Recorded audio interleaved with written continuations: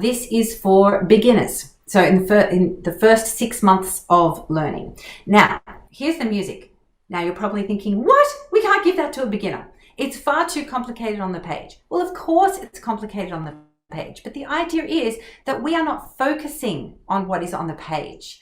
We are focusing on the sound. That is what is important.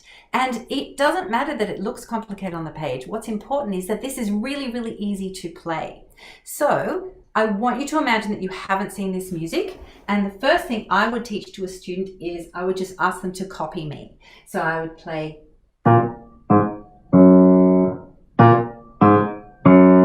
And I would get them to play those 3 black notes and get louder the second time. And then once they were doing that, I would add on, I would say, okay, and then the third time we're going to add on the next black note down. Get louder. Get louder. And then 2 claps. Okay, and so I would teach the piece by rote. There is no music in front of the student. And I would be showing them how to play this. And then my student would be playing it back to me with dynamics, with articulation, because that's how I've showed it to them. And so level 1 basically explores the keyboard, and even though it's notated there, they can play any of the lower of the 2 black notes they like. So they can go like this. Sorry, higher of the 2 black notes. They can do that. So I'm showing them that they're finding that it's all about keyboard geography, trying to find the 3 black notes, trying to find the 2 black notes. Okay, so that is Copycat level 1. Then after they've played level 1 for about a week, I would get them to spot the difference with level 2. Now, even a preschooler can spot the difference between 2 pictures. So here's level 1 again. And what happens in level 2, they will notice is that the X's disappear. And so they just become notes instead. So instead of clapping, we are now going to play the notes. And actually everything else stays the same. And then they might play level 2 for a week. This is for a beginner student. Now, if it's an adult beginner, you're just going to maybe spend a couple of minutes on each of these levels because they'll get it really, really quickly.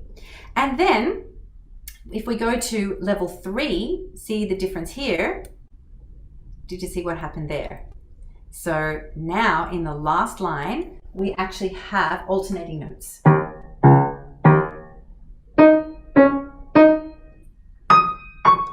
And then very loud. And it can be anywhere on the piano.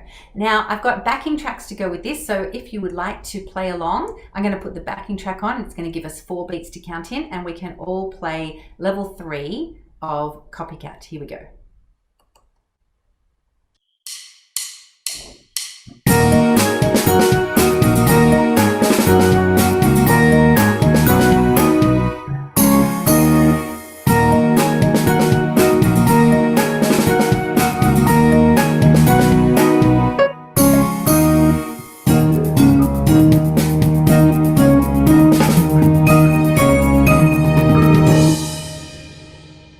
Okay, so that is pretty easy. It would be taught probably over a period of 3 weeks for a young beginner, say age between 4 and 6. But the older the beginner, the faster you can do it. And I would teach this piece to a transfer student who was playing Chopin nocturnes that they couldn't read.